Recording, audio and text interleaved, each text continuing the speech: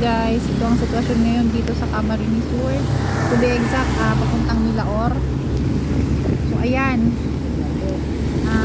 ay San Fernando pa lang pala to. Papasok kami ng Milaor. Pero ayan, may mga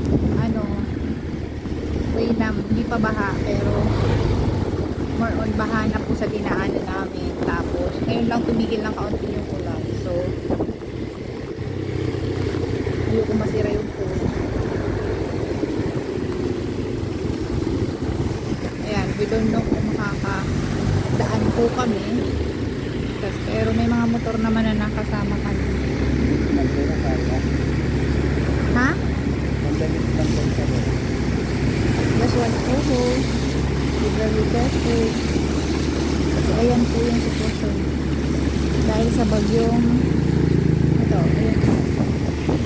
Sobrang baha.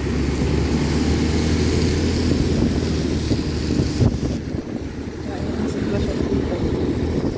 Pabugso-bugso yung ulan, may kasamang hangin. Ayan, alam niyo yung pala yan, wala na. Kaya nakakalungkot yung mga nagtatanim din. Hindi naabot ng ganitong calamity. Pagyo. Napaha. Guys, I hope and pray na yung mga bumabiyahe din natin mag-ingat pag motor, nag-drive kasi madulas po yung kalsada.